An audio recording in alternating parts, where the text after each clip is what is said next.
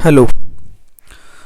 तो आज हम पढ़ेंगे हाइपर कॉन्जुगेशन। ये कंप्लीट करेंगे। हाइपर कॉन्जुगेशन क्या है, इसको हम बेकर नेथन इफेक्ट और नो बॉन्ड रेजोनेंस, यानी कि इसमें बॉन्ड का रेजोनेंस नहीं होता है, ये दो नाम भी बोले जाते हैं, मतलब बेकर नेथन इफेक्ट भी बोलते हैं इसको। हाइपर कॉन्जुगेशन में क्या होता है, transfer of CH sigma bond, यानी कार्बन और हाइड्रोजन के बीच का जो सिग्मा बॉन्ड है उसके इलेक्ट्रॉन का ट्रांसफ़र होता है कहाँ पर, टू डेफिशिएंट सिस्टम, जहाँ इलेक्ट्रॉन की कमी होती है वहाँ पर CH सिग्मा बॉन्ड का ट्रांसफ़र होता है। तो ये कैसे होता है, क्या होता है, चलिए देखते हैं आगे। तो कंडीशन क्या है हाइपर कॉन्जुगेशन होने के लिए, condition for exhibition of hyper conjugation क्या होनी चाहिए, एक तो अल्फ़ा कार्बन होना चाहिए और वह क्या होना चाहिए, अल्फ़ा कार्बन sp3 होना चाहिए। अल्फ़ा कार्बन क्या है वो देखते हैं अभी, एक मिनट रुको। और क्या होना चाहिए, उसके पास अल्फ़ा कार्बन होगा, अल्फ़ा कार्बन से जो हाइड्रोजन अटैच होंगे वो अल्फ़ा हाइड्रोजन होंगे, तो मतलब अल्फ़ा हाइड्रोजन होने चाहिए और sp3 हाइब्रिडाइजेशन होना भी चाहिए। तो देखो क्या होते हैं अल्फ़ा कार्बन, क्या होते हैं अल्फ़ा कार्बन,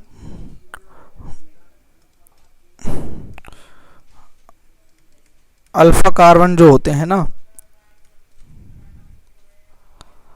अल्फ़ा कार्बन ये क्या होते हैं, ये वो होते हैं जो डायरेक्टली फंक्शनल ग्रुप से अटैच्ड कार्बन जो होते हैं ना, वही अल्फ़ा कार्बन होते हैं। Directly attached with functional group. Functional group क्या होते हैं, जो कोई भी एक प्रकार से फंक्शन शो करता है, कोई एक स्पेसिफिक होते हैं, जैसे कि कार्बोकैटाइन हो गया है ना, या फिर जैसे कीटोन हो गया, एल्डिहाइड हो गया, ये भी फंक्शन ग्रुप हैं, या फ्री रेडिकल हो गया, क्योंकि और तो हम जानते हैं मतलब ये भी फंक्शन ग्रुप में ही आते हैं। ठीक है, तो अब कैसे हैं, जैसे अल्फ़ा कार्बन क्या होगा, जैसे कि कोई कार्बोकैटाइन है,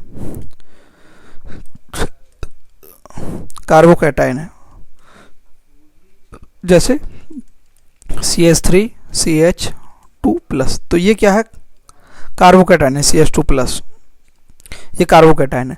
तो ये क्या है, एक प्रकार से फंक्शनल ग्रुप है। ठीक है, तो इससे डायरेक्टली अटैच जो कार्बन है, ये वाला डायरेक्टली अटैच कार्बन ये है, तो ये क्या हो गया, ये अल्फ़ा कार्बन हो गया, ये अल्फ़ा कार्बन हो गया। अब इसके लिए इसमें हाइपर कॉन्जुगेशन होगा या नहीं होगा, उसके लिए क्या कंडीशन है कि अल्फ़ा कार्बन होना चाहिए, कि हाँ अल्फ़ा कार्बन है, sp3 हाइब्रिडाइज होना चाहिए। तो ये sp3 हाइब्रिडाइज है या नहीं, sp3 हाइब्रिडाइजेशन का मतलब है कि कार्बन पर 4 सिग्मा बॉन्ड, तो 4 सिग्मा बॉन्ड है क्या, CH3, तो CH3, तो 3 तो हाइड्रोजन के हो गए और एक बॉन्ड इससे कार्बन से जुड़ा हुआ है, ये वाला, तो 4 सिग्मा बॉन्ड है, तो sp3 हाइब्रिडाइजेशन है, तो हाँ ये भी दूसरी कंडीशन भी फुलफिल है। तीसरी कंडीशन क्या है हाइपर कॉन्जुगेशन के लिए, कि अल्फ़ा हाइड्रोजन होने चाहिए। तो अल्फ़ा हाइड्रोजन है या नहीं, तो 3 अल्फ़ा हाइड्रोजन है इसमें, तो इसमें बताओ हाइपर कॉन्जुगेशन होगा या नहीं होगा, तो इसमें हाइपर कॉन्जुगेशन होगा या नहीं, तो देखो CH3CH2+, तो इसमें हाइपर कॉन्जुगेशन होगा। ठीक है, जैसे एक और एग्जांपल ले लेते हैं, जैसे कि ये है, ठीक है, और ये यहाँ कार्बोकैटाइन है। अब देखो, अब बताओ इसमें अल्फ़ा कार्बन कौन से हैं, तो देखो ये कार्बोकैटाइन है, ठीक है, ये वाला कार्बन कार्बोकैटाइन है। ठीक है, तो इससे जो डायरेक्टली अटैच कार्बन है वो क्या होंगे, अल्फ़ा कार्बन। तो इससे डायरेक्टली अटैच कार्बन एक तो कौन सा है, ये वाला फर्स्ट नंबर, और दूसरा ये रहा, तो 2 डायरेक्टली अटैच हैं। तो इस यहाँ पर कितने अल्फ़ा कार्बन हुए, 2, 1, ये 2 अल्फ़ा कार्बन है। हाइब्रिडाइजेशन देखते हैं, तो इस पर यहाँ 2 H जुड़े हुए होते हैं।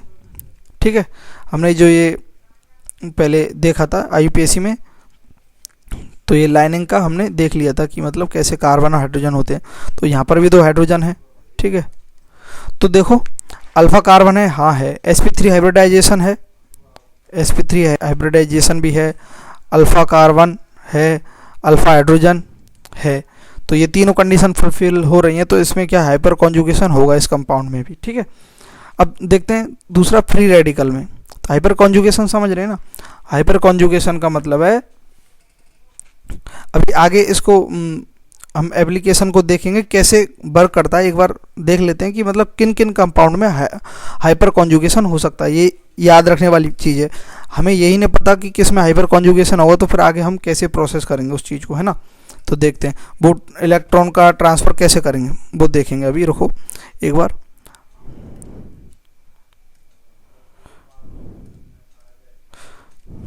दूसरा है फ्री रेडिकल।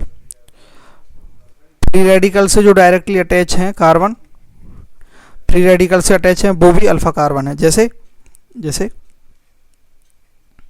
ये मान लेते हैं फ्री रेडिकल। आप जानते तो है ना कार्बोकैटायन फ्री रेडिकल हम पहले भी पढ़ चुके हैं। ये कार्बन के पास 3 बॉन्ड हैं जिनसे हाइड्रोजन या फिर और भी कोई अटैच हो सकता है, और एक यहाँ इलेक्ट्रॉन बचा हुआ है। तो ये फ्री रेडिकल है, ये किसी भी दूसरे फ्री रेडिकल के साथ बॉन्ड बना सकता है इस प्रकार से, ठीक है। जैसे हाइड्रोजन फ्री रेडिकल में अगर ले लेते हैं तो इस प्रकार से।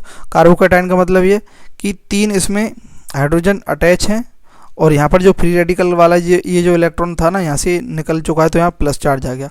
कार्बन आयन क्या है कि 3 तो हैं इसके पास और 4th भी है, लेकिन एक इलेक्ट्रॉन एक्स्ट्रा है, तो इसमें माइनस चार्ज आ जाएगा। तो ये कार्बन आयन है।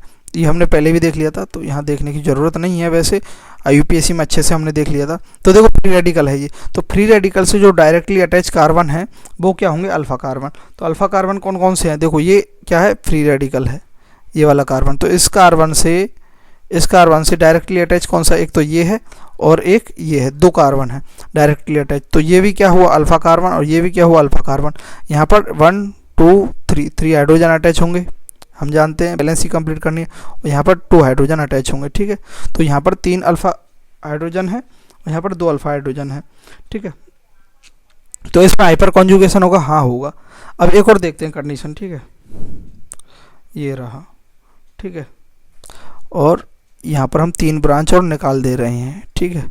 और यहाँ पर भी 3 ब्रांच हम निकाल दे रहे हैं। ये 3 ब्रांच है। 3 ब्रांच का मतलब यहाँ मिथाइल ग्रुप, मतलब सॉरी, हाँ 3 ब्रांच यहाँ निकली हुई है। यहाँ ब्रांच का मतलब क्या होता है, यहाँ मिथाइल ग्रुप है। यहाँ CH3 है, यहाँ पर भी CH3 है, यहाँ पर भी CH3 है। एक ही बात है, ये दोनों लिखा हुआ। हम IUPAC में अच्छे से पढ़ चुके हैं, तो एक बार देख सकते हैं। तो देखो ये फ्री रेडिकल है,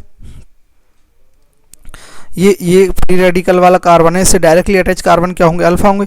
तो एक कार्बन ये रहा, दूसरा कार्बन ये रहा, ये डायरेक्टली अटैच है इससे। तो ये अल्फा है या नहीं, तो अल्फा कार्बन है, तो अल्फा कार्बन तो है इसमें, ठीक है। तो sp3 हाइब्रिडाइजेशन है, sp3 हाइब्रिडाइजेशन है, 4 सिग्मा बॉन्ड बन रहे हैं, तो sp3 हाइब्रिडाइजेशन है। अब बताओ यहाँ अल्फा हाइड्रोजन है क्या, देखो अल्फा हाइड्रोजन तो है ही नहीं। कार्बन से डायरेक्टली अटैच जो हाइड्रोजन है वही तो अल्फा हाइड्रोजन होंगे। तो यहाँ पर अल्फा हाइड्रोजन नहीं है, तो इसमें हाइपर कॉन्जुगेशन नहीं होगा, ठीक है, ठीक है। अब जैसे एक ग्रुप आता है क्या, एल्कीन्स, और जो भी ये मेन देख रहे हैं हम, और बाकी जैसे काफ़ी ग्रुप भी आ सकते हैं, जैसे कीटोन भी आ सकता है, कीटोन ग्रुप भी आ सकता है। जैसे ये कोई है ना, ये है। तो अब देखो ये कीटोन ग्रुप है ना, तो इससे इस कार्बन ये जो मैंने सर्कल में बंद किया, ये तो क्या कीटोन ग्रुप। इससे डायरेक्टली अटैच जो कार्बन है वो क्या अल्फा, ये भी अल्फा कार्बन। तो इस प्रकार से जो भी फंक्शनल ग्रुप है उनसे डायरेक्टली अटैच है ना, तो वो क्या है अल्फा कार्बन। तो एल्कीन में और देख लेते हैं, जैसे देखो, ठीक है। और ये 3 ब्रांच निकाल देते हैं, और यहाँ हम हाइड्रोजन जोड़ देते हैं 3। अब देखो यहाँ पर अल्फा कार्बन क्या है, तो देखो ये जो ग्रुप है ये एल्कीन ग्रुप है, C डबल बॉन्ड C, ये एल्कीन ग्रुप है। तो एल्कीन ग्रुप है, ये फंक्शनल ग्रुप है। इससे डायरेक्टली अटैच जो कार्बन है वो क्या होंगे, अल्फा कार्बन। तो एक तो ये रहा और एक ये रहा, ये directly attach carbon, 2 carbon alpha carbon है। तो ये भी अल्फा है, ये भी अल्फा है, ठीक है। तो इसमें हाइब्रिडाइजेशन होगा या नहीं, तो इधर साइड से होगा हाइब्रिडाइजेशन। क्यों, इधर अल्फा हाइड्रोजन भी है, sp3 हाइब्रिडाइजेशन भी है, अल्फा कार्बन भी है। लेकिन इधर अल्फा हाइड्रोजन इधर नहीं है, लेकिन हाइपर कॉन्जुगेशन तो होगा, क्योंकि इधर की साइड है अल्फा कार्बन, तो हाइपर कॉन्जुगेशन होगा इसमें। ठीक है, और एक और एग्जांपल ले लेते हैं एल्कीन का, जैसे CH3, ये एल्कीन का एग्जांपल है। ठीक है, CH डबल बॉन्ड CH2। अब देखो इसमें हाइपर कॉन्जुगेशन होगा या नहीं, तो देखो ये एल्कीन ग्रुप है, ये एल्कीन है, CH C double bond C, carbon carbon double bond में वो एल्कीन है। ठीक है, तो इससे डायरेक्टली अटैच कार्बन कौन सा है, ये वाला है ना, ये वाला, यही तो है डायरेक्टली अटैच। ये दोनों कार्बन एक साथ आते हैं डबल बॉन्ड में, वही तो एल्कीन ग्रुप है। तो इसके पास क्या है, sp3 हाइब्रिडाइजेशन है, अल्फा कार्बन ये है ही, और इसके पास क्या है 3 अल्फा हाइड्रोजन है, तो इसमें हाइपर कॉन्जुगेशन होगा। ठीक है, और एक और ग्रुप, एक और देख लेते हैं, यहाँ थोड़ी सी जगह बच रही है तो ठीक है, यहाँ पर हम एक डबल बॉन्ड बना देते हैं, तो ये क्या हो गई, एल्कीन ग्रुप हो गया। यहाँ पर क्या है, 3 हाइड्रोजन जोड़ देते हैं। ठीक है, और यहाँ पर भी यहाँ 2 हाइड्रोजन जोड़ेंगे, क्योंकि बैलेंस ही कंप्लीट करनी है ना, यहाँ पर भी 2 हाइड्रोजन जोड़ेंगे। ठीक, अब देखते हैं, तो ये क्या एल्कीन ग्रुप है, इससे डायरेक्टली अटैच कार्बन जो हैं वो क्या होंगे, अल्फा कार्बन होंगे। तो इस एल्कीन से डायरेक्टली अटैच ग्रुप कौन कौन से, एक तो ये रहा डायरेक्टली अटैच कार्बन, एक ये रहा, एक ये कार्बन रहा, और एक ये कार्बन रहा। तो 3 कार्बन यहाँ पर क्या अल्फा हैं, अल्फा कार्बन है या नहीं, डायरेक्टली अटैच है, हाँ है, ये भी अल्फा है, ये भी अल्फा है, ये भी अल्फा है, 3 अल्फा हैं। तो इसमें हाइब्रिडाइजेशन होगा या नहीं होगा, तो हाँ होगा इसमें भी। ठीक है, तो ये रहा। अब हम केस देख लेते हैं कार्बोकैटायन में कैसे इलेक्ट्रॉन्स का ट्रांसफ़र होता है, क्या प्रोसेस है। तो ये तो हमने अभी समझा था कि क्या कंडीशन होनी चाहिए, कंडीशन समझी थी हाइपर कॉन्जुगेशन होने के लिए। तो उसके समझने के लिए हमने थोड़ा सा ये प्रैक्टिस किया था कि हाइपर कॉन्जुगेशन क्या होता है, ये तो हमने समझ लिया, वो कैसे अप्लाई होता है वो अब समझेंगे हम। ठीक है, लेकिन वो कहाँ कहाँ पर हो सकता है पहले वो तो मालूम होना चाहिए। अगर वह मालूम ही नहीं होगा कि कहाँ है या नहीं है, तो हम फिर करेंगे क्या, हाइपर कॉन्जुगेशन करेंगे कैसे। तो अब देखते हैं हम, केस फर्स्ट, कार्बोकैटायन, कार्बोकैटायन।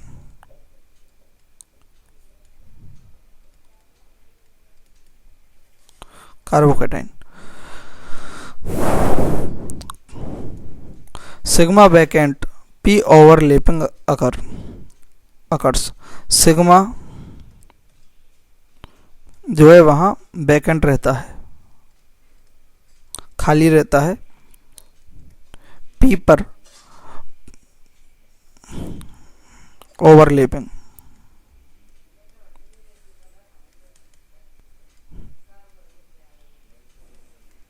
कैसे, जैसे देखते हैं, हमने पहले जो एग्जांपल लिया था CH3 CH2 प्लस, तो इसमें हाइपर कॉन्जुगेशन होगा ना, हाँ होगा। तो कैसे होगा देखते हैं, इसको हम कैसे लिख सकते हैं, C हाइड्रोजन हाइड्रोजन हाइड्रोजन। ठीक है, अभी समझ में आ जाएगा, थोड़ा सा धैर्य रखें। ये क्या है प्लस, तो यहाँ पर वैकेंट क्या है, देखो यहाँ पर खाली क्या है, एक सिग्मा, क्यों, क्योंकि यहाँ पर एक फ्री रेडिकल से गया था ना, तो सिग्मा बॉन्ड जो है सिग्मा वैकेंट है। तो इसमें क्या अकरिंग होगा, p ओवरलैपिंग होगी।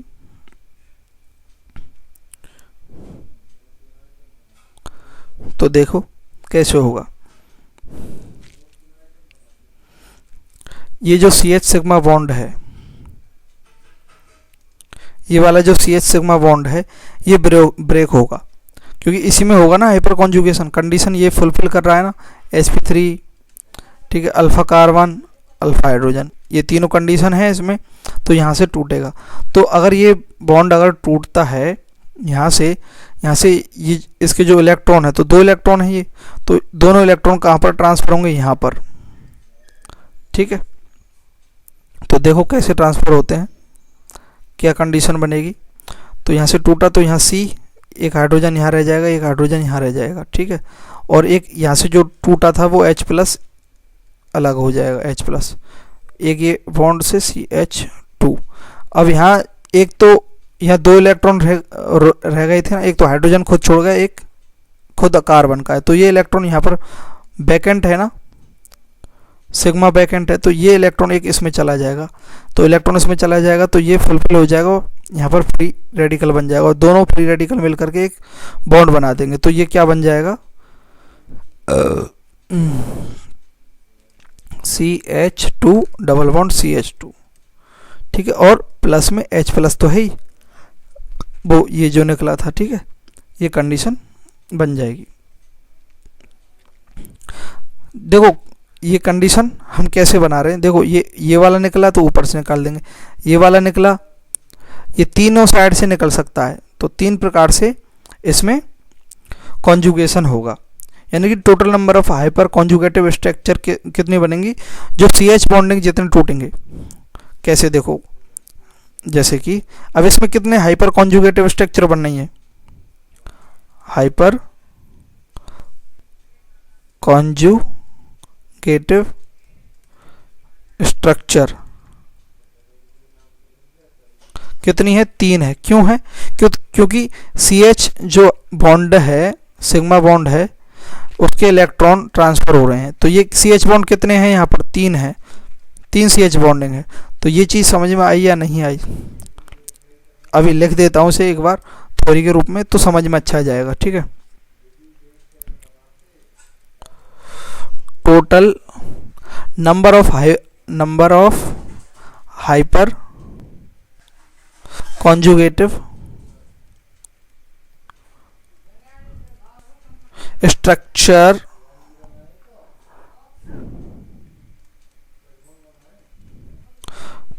कौन सी होगी, मतलब involving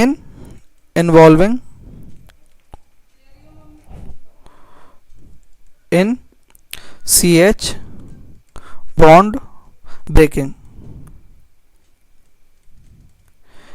total number of hyper conjugative structure बराबर कितने होंगी, total number of alpha hydrogen, जितने अल्फा हाइड्रोजन है उतने कॉन्जुगेटिव स्ट्रक्चर होंगे। देखो जो प्रीवियस जो एग्जांपल है ये वाला, इसको अच्छे से और एक बार अच्छे से बता देता हूँ, अच्छे से समझ में आ जाएगा। देखो 1 2 3 और CH2 प्लस, ठीक है। तो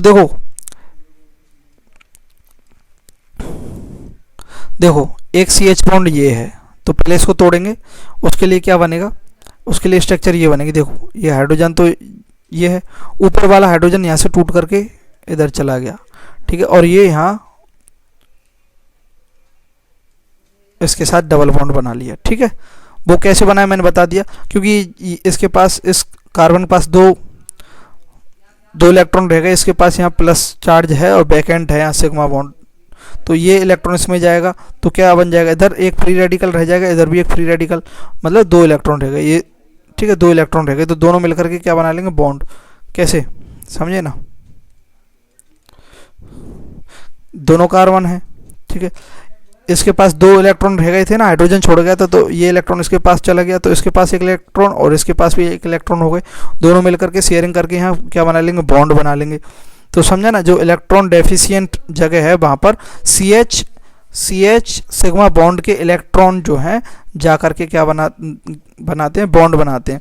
तो एक स्ट्रक्चर ये बन गई, दूसरी स्ट्रक्चर क्या बनेगी, यहाँ बना देते हैं, ठीक है, कि अब दूसरी बार अगर इलेक्ट्रॉन जो है सिग्मा बॉन्ड के इलेक्ट्रॉन वो इधर से जाते हैं तो क्या स्ट्रक्चर बनेगी, कार्बन ऊपर हाइड्रोजन रह जाएगा, नीचे भी हाइड्रोजन रह जाएगा, और इधर का जो हाइड्रोजन है H प्लस ये रिमूव हो गया, और यहाँ पर एक फ्री रेडिकल रह गया, वो और यहाँ पर 2 इलेक्ट्रॉन रह गए, तो एक उधर चला जाएगा इलेक्ट्रॉन और CH2 यहाँ बन जाएगा।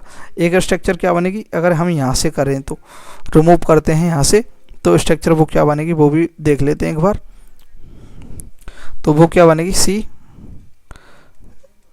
CH2 प्लस, तो एक ये हाइड्रोजन है और H प्लस यहाँ से निकल जाएगा, तो यहाँ पर क्या बना देगा, डबल बॉन्ड। तो ये स्ट्रक्चर बन रही है हाइपर कॉन्जुगेशन में, ठीक है। तो हाइपर कॉन्जुगेशन में total number of hyper conjugation कितने होंगे, जितने स्ट्रक्चर में CH बॉन्ड ब्रेक होंगे, या फिर total number of alpha hydrogen जितने होंगे उतने क्या बनेंगे, यहाँ हाइपर कॉन्जुगेटिव स्ट्रक्चर बनेंगे, ठीक है। अब देखते हैं केस 2 क्या है, हमने देखा था फ्री रेडिकल में कैसे होता है हाइपर कॉन्जुगेशन। केस 2 में क्या है, फ्री रेडिकल वाले देखेंगे हम, कोई सेम कंडीशन है, फ्री रेडिकल वाले देखते हैं। फ्री रेडिकल, ठीक, उसमें क्या है देखते हैं, यहाँ H CH3, ठीक है, और CH2, ये क्या है, फ्री रेडिकल है, ठीक है। तो फ्री रेडिकल से जुड़ने वाला भी क्या होगा, अल्फा कार्बन होगा। तो ये क्या कंडीशन, पूरी तीनों कंडीशन फुलफिल कर रहा है।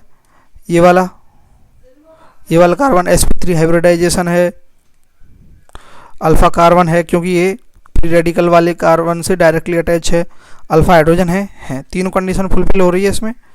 तो इसमें क्या होगा, हाइपर कॉन्जुगेशन होगा। कैसे होगा देखते हैं। तो देखो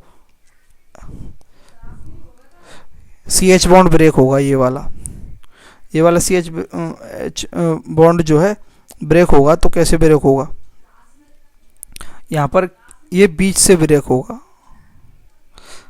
तो यहाँ क्या बनेगा, फ्री रेडिकल बनेगा। कार्बन ये एक इलेक्ट्रॉन छोड़कर जाएगा और हाइड्रोजन फ्री रेडिकल के फॉर्म में यहाँ पर रिमूव होगा, फ्री रेडिकल के रूप में। मतलब हाइड्रोजन के पास इलेक्ट्रॉन है अपना, H+ के रूप में नहीं होगा रिमूव, और ये H है, और CH2 यहाँ फ्री रेडिकल के रूप में बन जाएगा। अब ये दोनों जो हैं, एक इलेक्ट्रॉन इन दोनों के पास है, तो यहाँ पर क्या बना देंगे, ये दोनों इलेक्ट्रॉन मिल करके क्या बना देंगे, यहाँ बॉन्ड बना देंगे, ठीक है। तो हम इसको मिटा देते हैं दूसरे वाले को, ठीक है। तो इस प्रकार से यहाँ बॉन्ड बन जाएगा। दूसरी कंडीशन, दूसरी क्या, अगर यहाँ से अगर CH बॉन्ड जो है ब्रेक होता है और उसके इलेक्ट्रॉन ट्रांसफर होते हैं तो क्या स्ट्रक्चर बनेगी, तो देख लेते हैं। वही C, ऊपर हाइड्रोजन रहेगा, नीचे भी हाइड्रोजन रहेगा, 3 कॉन्जुगेटिव स्ट्रक्चर बनेगी। यहाँ H डॉट यानी कि फ्री रेडिकल के रूप में, और यहाँ पर भी एक फ्री रेडिकल बच जाएगा कार्बन के पास, और CH2 इसके पास फ्री रेडिकल है ही। तो ये दोनों फ्री रेडिकल मिल करके क्या बना देंगे, एक बॉन्ड बना देंगे। तो इस प्रकार एक स्ट्रक्चर ये बनेगी। थर्ड स्ट्रक्चर क्या है, कॉन्जुगेटिव स्ट्रक्चर। यहाँ से CH बॉन्ड ब्रेक होगा, वही बीच से ब्रेक होगा, फ्री रेडिकल के रूप में छोड़ के जाएगा, क्योंकि फ्री रेडिकल देख रहे हैं हम। तो एक हाइड्रोजन ऊपर रहेगा, नीचे वाला हाइड्रोजन क्या फ्री रेडिकल के रूप में चला जाएगा, और इसके पास एक और इलेक्ट्रॉन बचेगा फ्री रेडिकल, और CH2 एक इलेक्ट्रॉन यहाँ पर है। तो ये दोनों मिलकर कार्बन डबल बॉन्ड बना लेंगे। तो इस प्रकार से यह फ्री रेडिकल के फॉर्म में हुआ। तो यहाँ पर क्या है, total number of hyper conjugative structure कितनी है, जितने CH बॉन्ड ब्रेक हो रहे हैं, यानी कि total number of alpha hydrogen, जितने अल्फा हाइड्रोजन उतने हैं, है ना। अब देखते हैं एल्किन वाले भी देखेंगे कुछ, लेकिन एग्जाम कुछ थोड़े से हाइपर कॉन्जुगेटिव स्ट्रक्चर देख लेते हैं, जिसके कारण हमें कभी दिक्कत नहीं आएगी।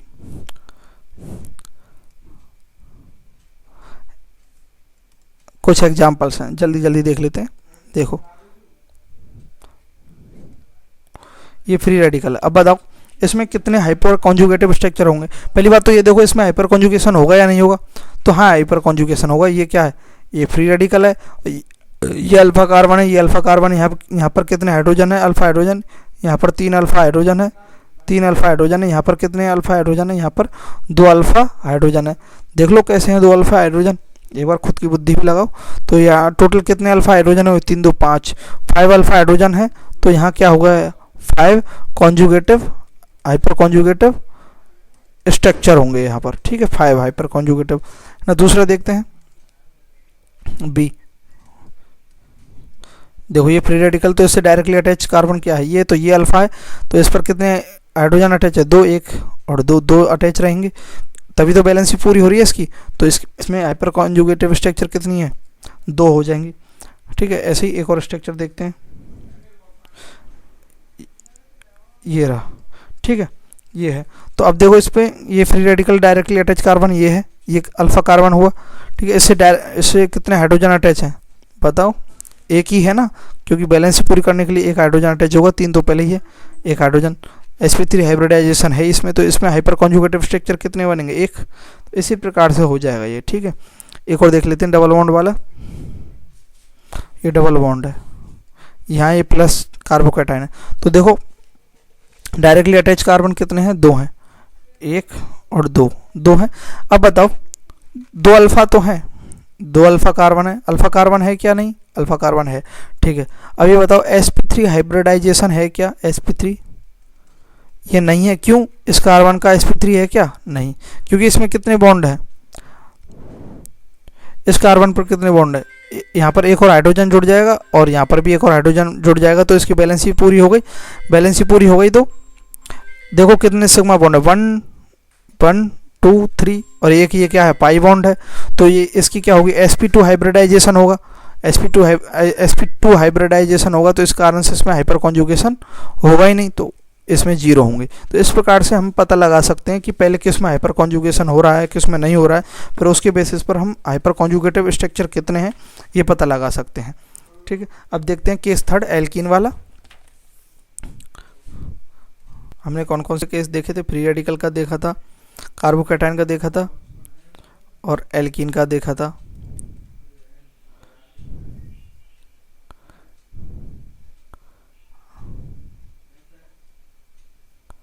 एल्कीन वाला भी देखा ना, किधर गया एल्कीन? ये रहा, ठीक है। ये एल्कीन वाला भी देखा था कि इसमें हाइपर कॉन्जुगेशन होता है या नहीं। तो अब केस थर्ड देखेंगे हम कि एल्कीन में कैसे होता है हाइपर कॉन्जुगेशन। केस थर्ड क्या? एल्कीन्स में हाइपर कॉन्जुगेशन कैसे होगा? देखो वही कार्बन CH3 हम खोल के लिख रहे हैं ताकि समझने के लिए। हाइपर कॉन्जुगेशन होगा या नहीं वो हमने पहले ही समझ लिया है। और CH2, तो देखो ये एल्कीन है या नहीं? तो ये एल्कीन है। एल्कीन ग्रुप से डायरेक्टली अटैच कार्बन क्या? Alpha carbon. तो ये वाला जो कार्बन है ये अल्फा है, हाँ अल्फा कार्बन है। sp3 हाइब्रिडाइजेशन है, हाँ है, ठीक है। अल्फा हाइड्रोजन है, हाँ है, ठीक है। तो इसमें अब क्या है? हाइपर कॉन्जुगेशन कैसे होगा वो देखते हैं। तो हाइपर कॉन्जुगेशन के लिए क्या है? CH बॉन्ड जो है वह ब्रेक होगा, ठीक है। तो देखते हैं कैसे ब्रेक होता है, ठीक है। ये क्या है?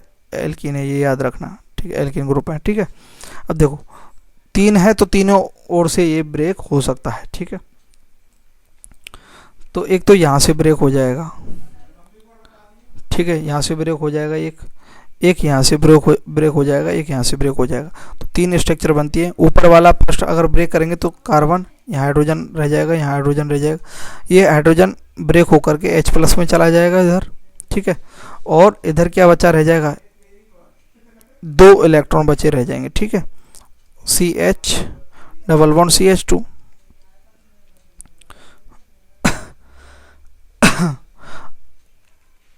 अब जो 2 हाइड्रोजन बचे हैं तो देखो यहाँ पर क्या होगा?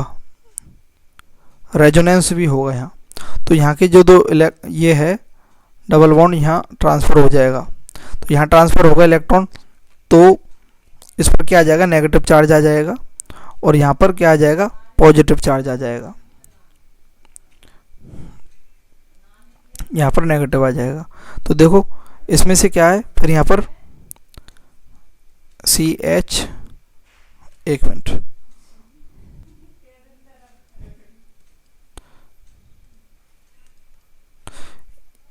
आगे कैसे प्रोसेस होगा? CH H,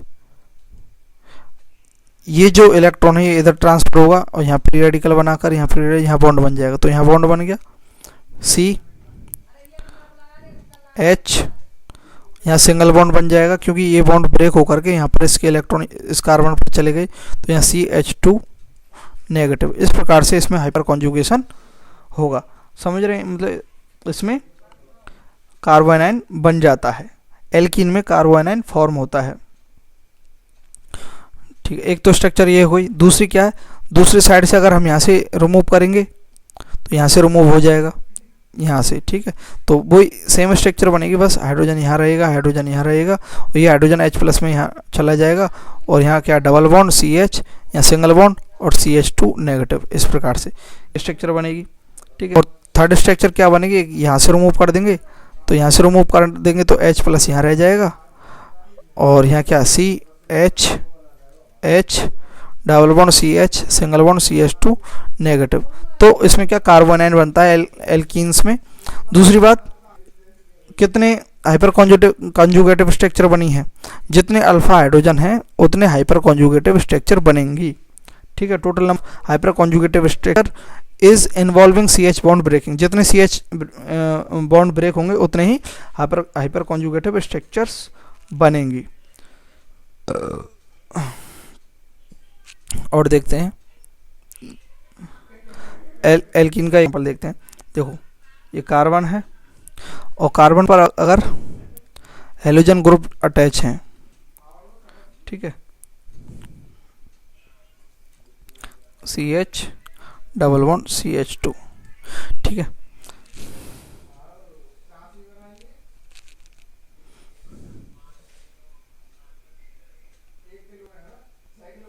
तो देखो यहाँ पर क्या है, CX बॉन्ड है, H नहीं है, हाइड्रोजन नहीं है।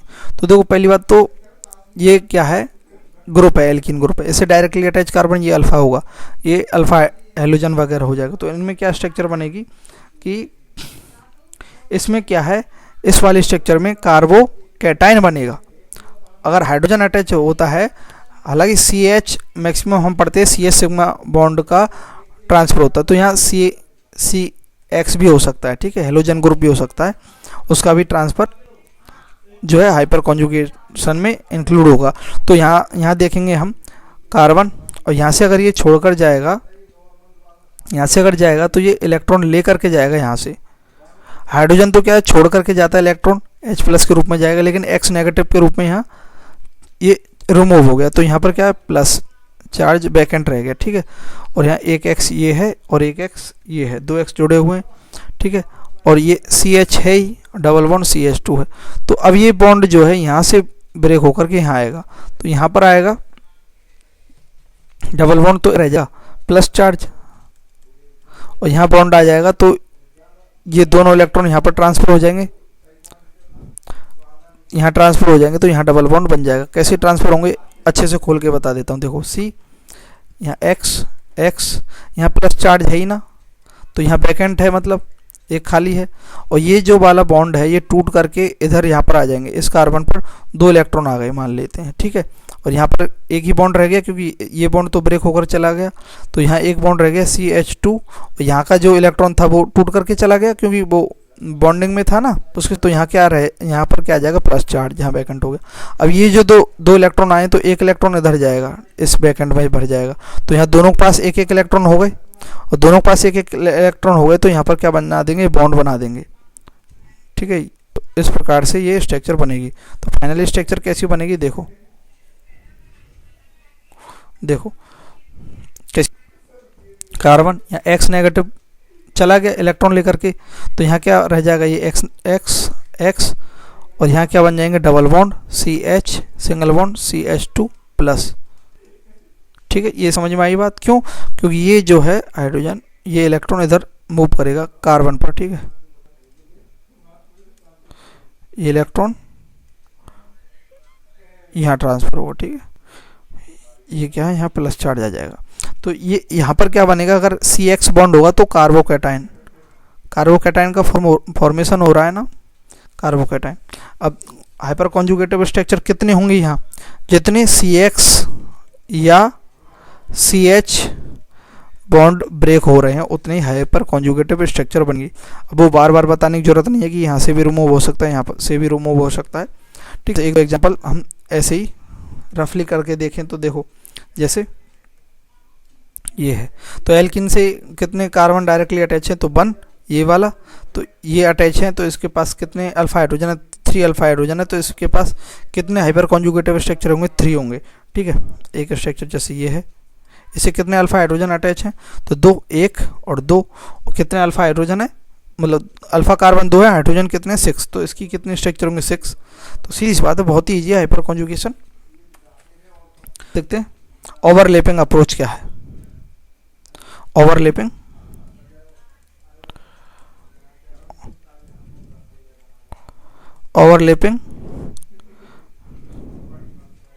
अप्रोच,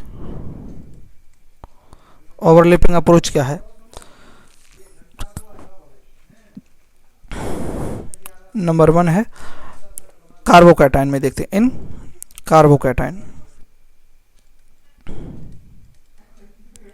कार्बोकैटायन, इसमें क्या है जैसे हमने देखा था CH3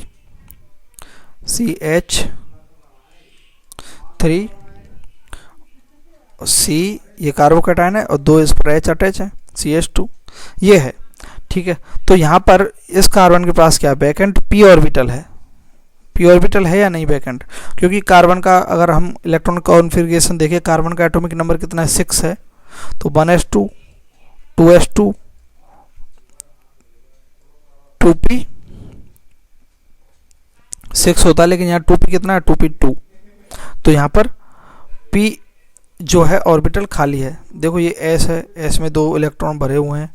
फिर ये जो सेकंड ऑर्बिटल है उसके अंदर एक तो 2s है, ये 1s है, 2s में भी 2 इलेक्ट्रॉन भरे हुए हैं।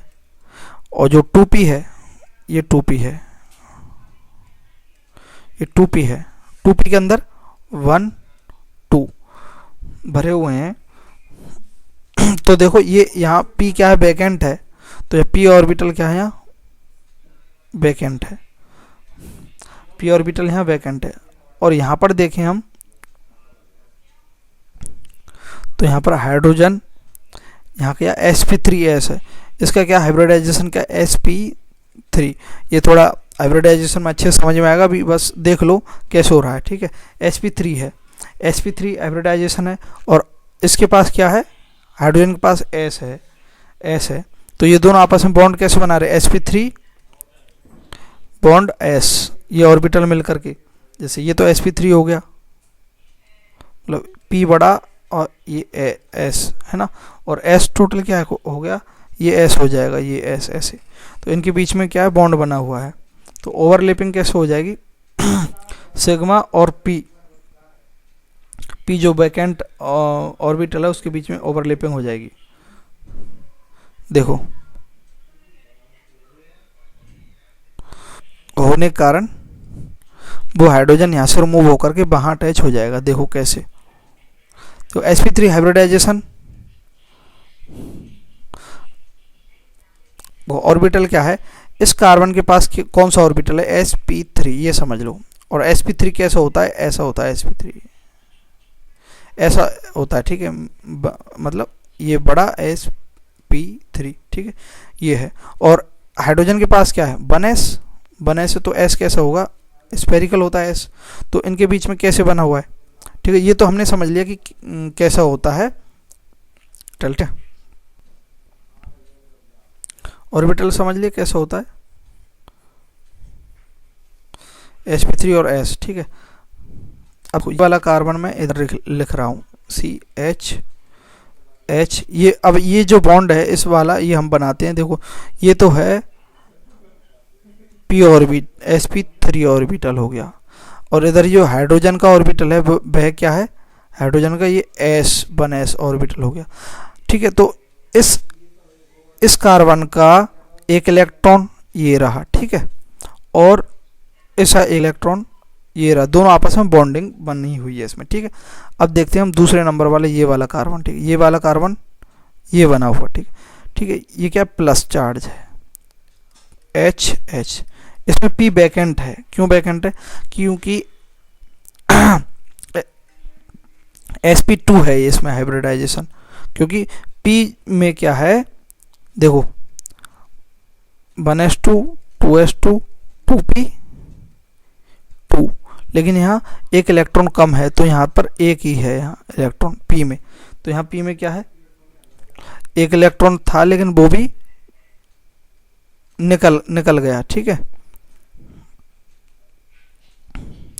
देखो ये और अच्छे से एक्सप्लेन कर देता हूँ, थोड़ा यहाँ ज़रूरत नहीं है, अच्छे से समझाना ही पड़े ताकि आपको ऐसा ना लगे, ठीक है। देखो कार्बन है 6 जो है इसका एटॉमिक नंबर है, ठीक है। तो इसका इलेक्ट्रॉनिक कॉन्फ़िगरेशन क्या होगा, 1s2 1s, 2 इलेक्ट्रॉन है 1s में।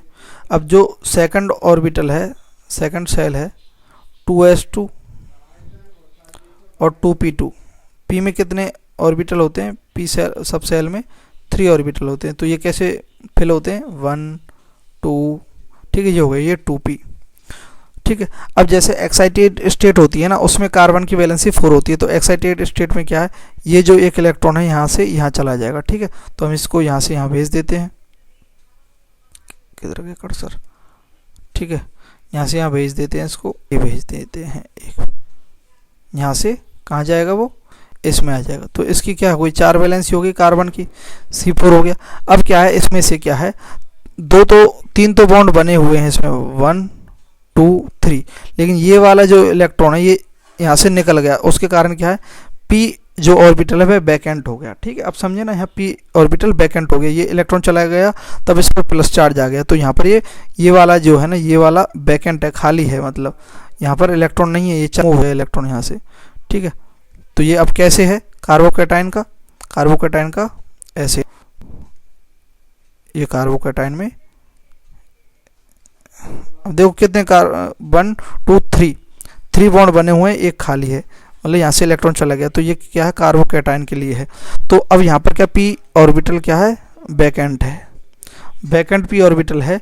तो ये क्या करेगा, हम वैसे जनरली तो हमने समझा था कि H+ रिमूव हो जाएगा, यहाँ पर 2 इलेक्ट्रॉन रहेंगे, ठीक है, ये दोनों डबल बॉन्ड बना लेंगे, लेकिन यहाँ क्या हो जाएगा, ओवरलैपिंग हो जाएगी, इसके साथ ओवरलैपिंग हो जाएगी। तो sp3s ये क्या है, ये वाला बॉन्ड है, इसकी ओवरलैपिंग किसके साथ हो जाएगी, p बैकेंट के साथ हो जाएगी।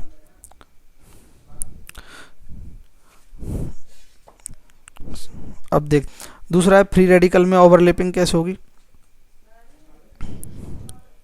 sp3s और एक p हाफ फिल्ड है, तो उसके पास फिर भी उसके साथ ओवरलैपिंग कर लेगा, क्योंकि एक इलेक्ट्रॉन की उसे आवश्यकता है कार्बन को ऑक्टेट कंप्लीट करने के लिए। तो हमने देख लिया कि ओवरलैपिंग कैसे हो रही है उसमें, इस प्रकार से इसमें ओवरलैप कर रहा है उस पर हाइड्रोजन, ये जो बॉन्ड है sp3s और ये p, ये आपस में क्या है, ओवरलैपिंग कर रहे हैं, एक दूसरे के ऊपर ओवरलैप कर रहे हैं, मतलब मिल रहे हैं, समझे आप।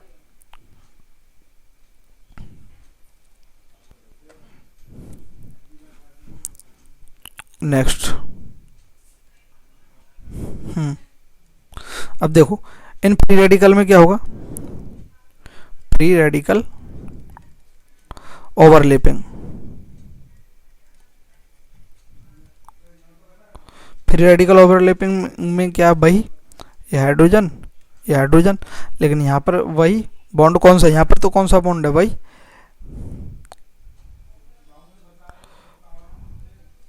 ये हाइड्रोजन, ये 2 इलेक्ट्रॉन है, यहाँ कौन सा बॉन्ड है, ये वही है ना sp3s, ये एक बॉन्ड है, ठीक है, सिंगल बॉन्ड। और यहाँ एक फ्री रेडिकल है, 2 हाइड्रोजन तो अटैच है, फ्री रेडिकल का मतलब देख लो, ये जो sp2 है ना,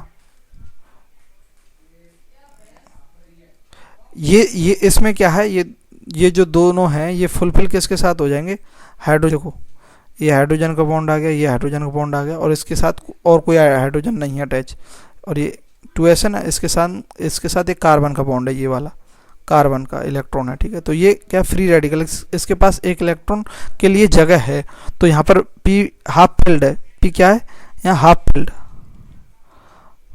हाफ फिल्ड है, तो उसके लिए यहाँ पर भी ओवरलैपिंग हो जाएगी, ठीक है, हाफ फिल्ड होने का कारण ओवरलैपिंग हो जाएगी। थर्ड केस क्या है, एल्कीन में, इन एल्कीन्स ओवरलैपिंग,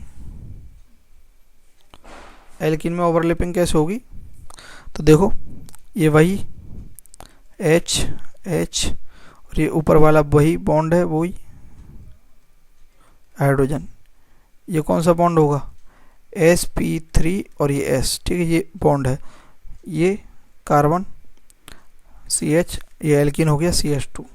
तो यहाँ पर क्या है, एंटी बॉन्डिंग पाई ऑर्बिटल में ओवरलैपिंग होगी यहाँ पाई, तो ये इतना याद रखने वाला नहीं है, इतना इंपॉर्टेंट नहीं है। अब हम देखते हैं, बस यहाँ ओवरलैपिंग किसके बीच में होगी, ये याद रखना है, sp3s, ये sp3s और ये क्या है पाई, एंटी बॉन्डिंग वाला जो पाई है ना, वो हम इनऑर्गेनिक केमिस्ट्री में पढ़ेंगे हम, बॉन्डिंग एंटी बॉन्डिंग।